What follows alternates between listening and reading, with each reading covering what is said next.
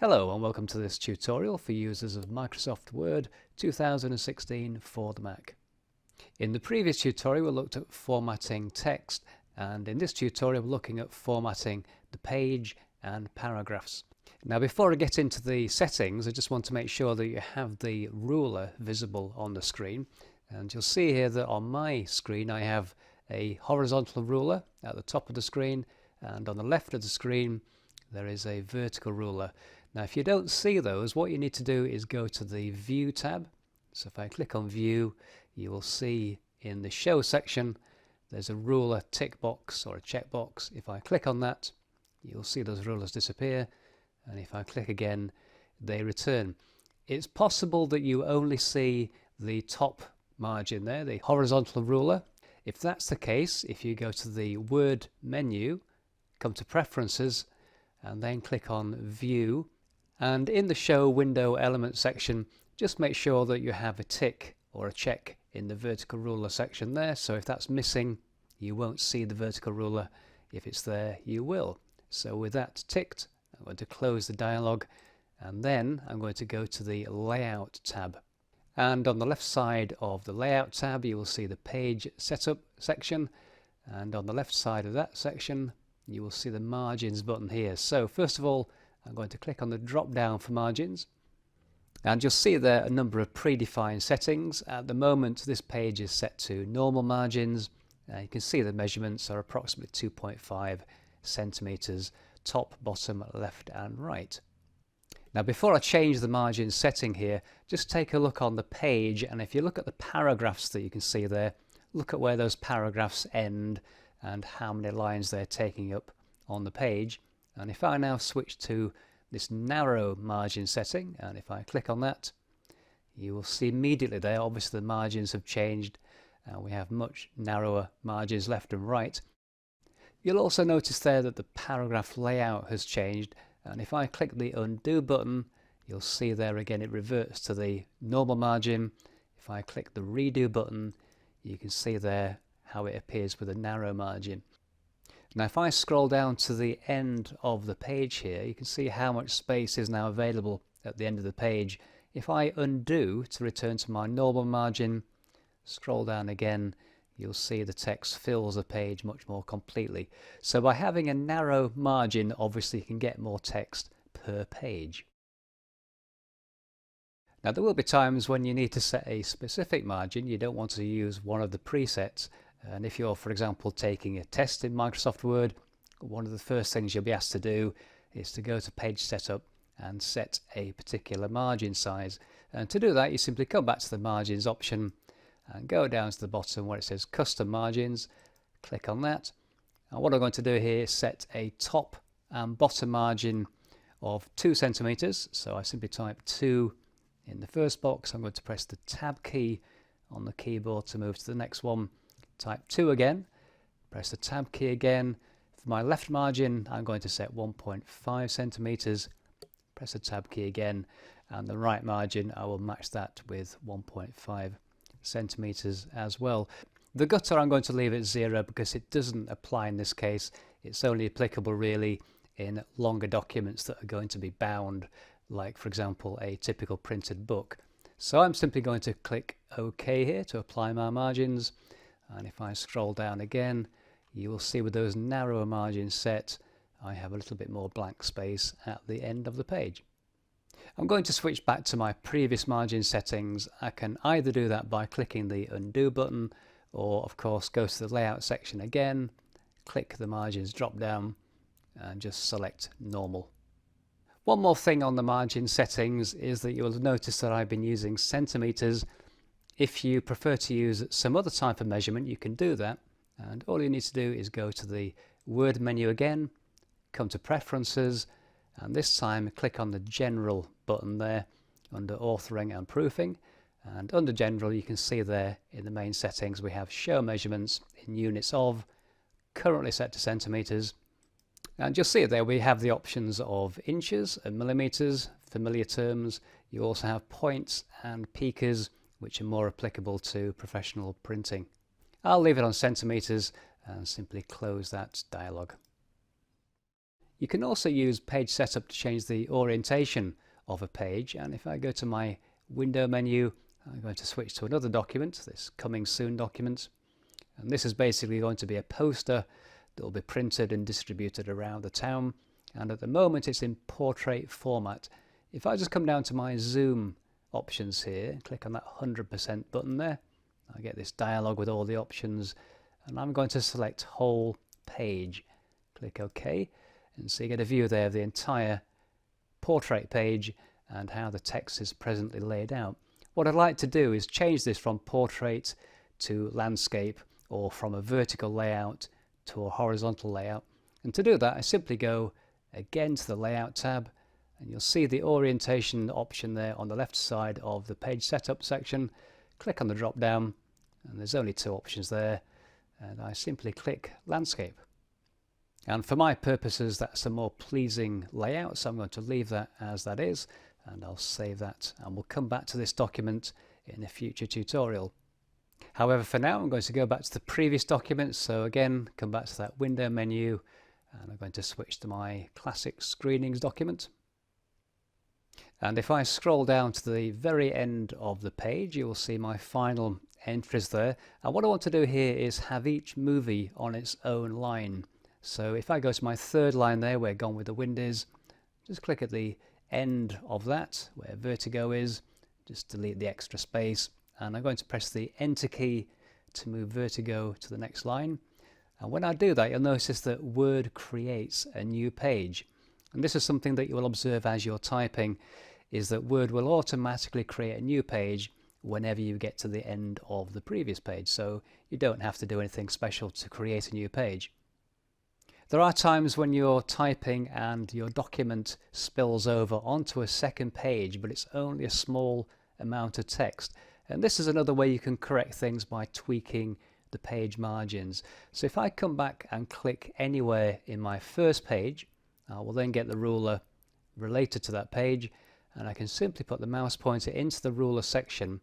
And if you look closely there, you will see an arrow appears, a two-way arrow, which is vertical. And if I click and drag down, what I'm going to do there is basically reduce that bottom margin.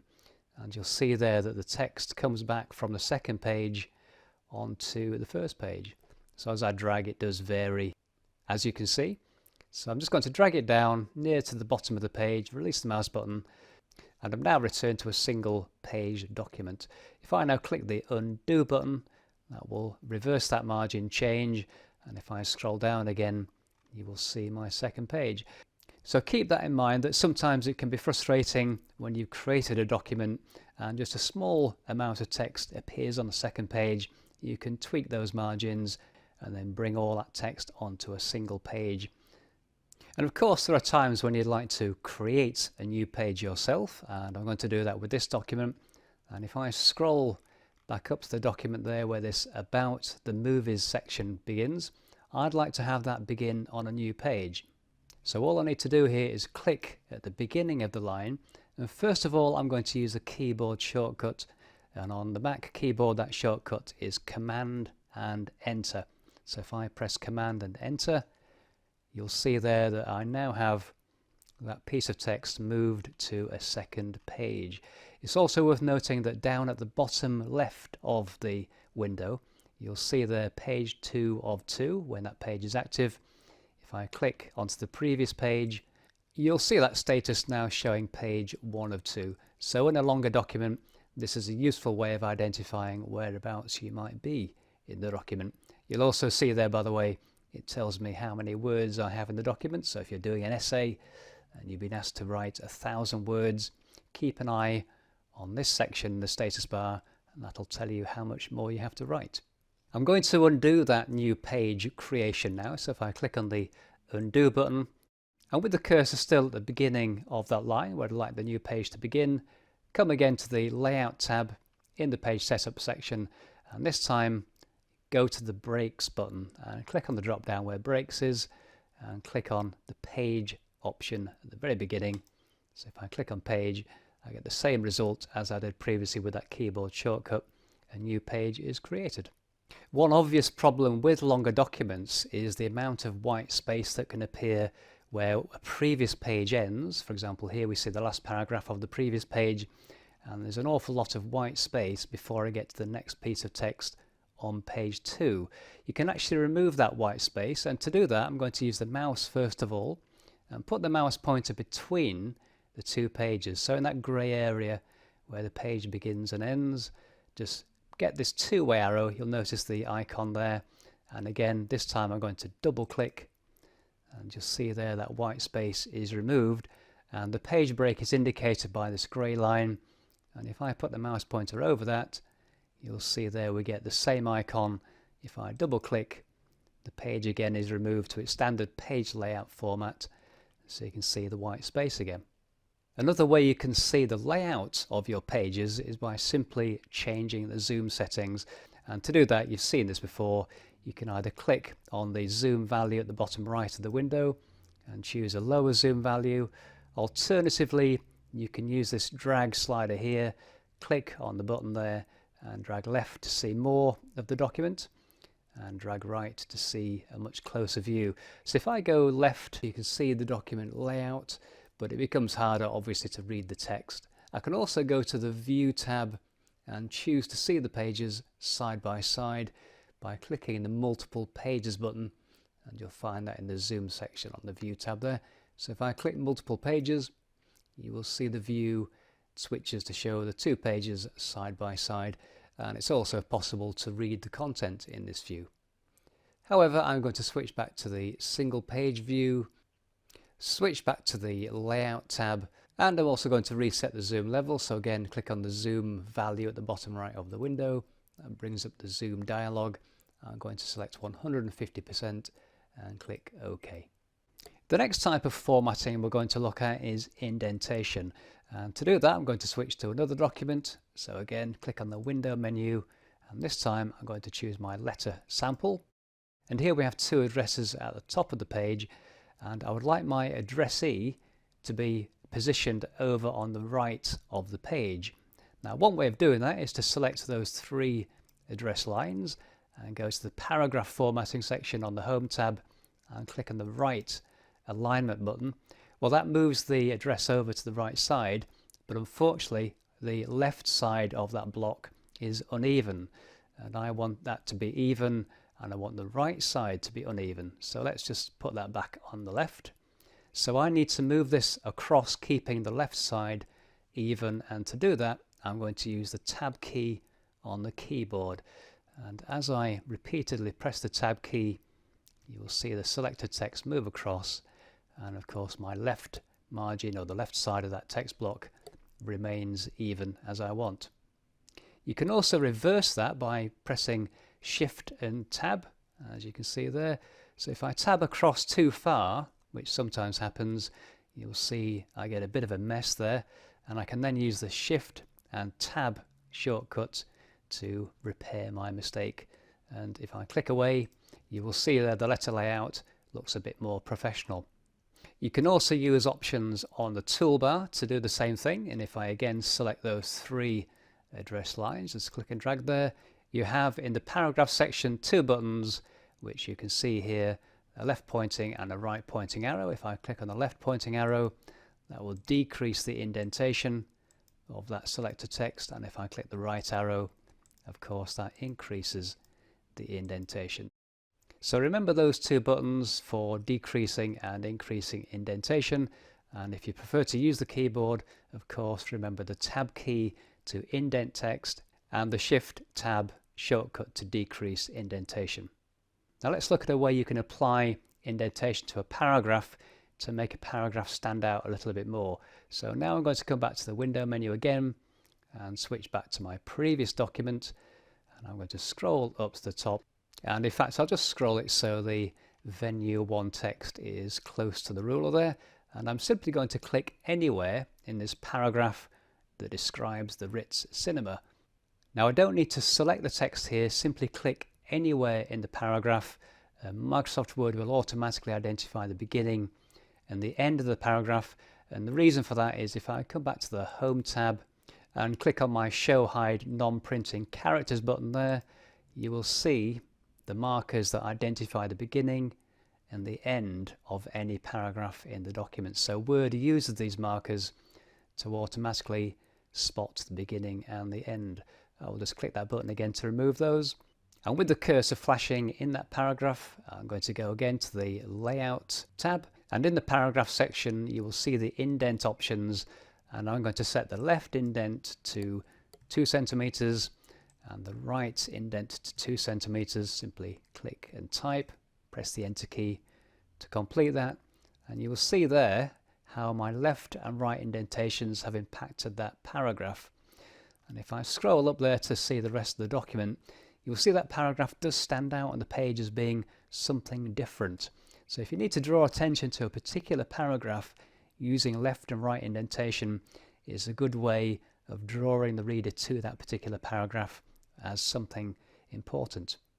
I'll apply a modification to that paragraph. So again, just make sure I'm clicked in it. So if I click anywhere again in that paragraph, come back to my settings, and I'll reduce the indentation a little bit. So I'm going to set 1.5 centimeters for left, and I can press the Tab key now, and 1.5 centimeters for the right indentation. Press the Enter key finally, and you'll see that modification to the formatting applied. And finally on this document, I would like to have my second venue formatted in exactly the same way. So if I scroll down, you'll see that I have the venue 1 line and the actual name of the theatre formatted with bold formatting, slightly larger text. And obviously I have indentation on the paragraph below, so I'd like to apply all that formatting to my second venue. And to do that, rather than repeat everything I've done previously, I can use a feature in Microsoft Word called format copying, sometimes called a format painter. And I'm first of all going to click anywhere on my first line there with the bold formatting and larger text. So click on the venue line, go to the Home tab, and in the clipboard section you will see at the bottom right there that little paste brush icon, and if I put the mouse pointer over it, you'll see it says copy formatting from one location and apply it to another, which explains quite well what this will do. So if I click that once, move the mouse pointer back onto the page. So if I come to this venue 2 line, I'm actually going to put the mouse pointer to the left of that line and click, and you will see that formatting is instantly applied.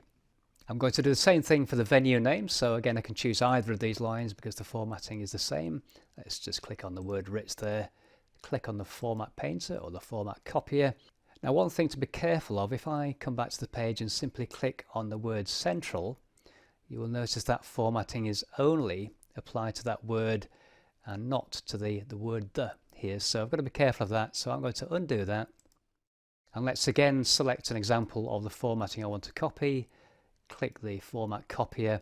And this time I need to make sure I'm at the left side of the line. So I have the inward pointing arrow.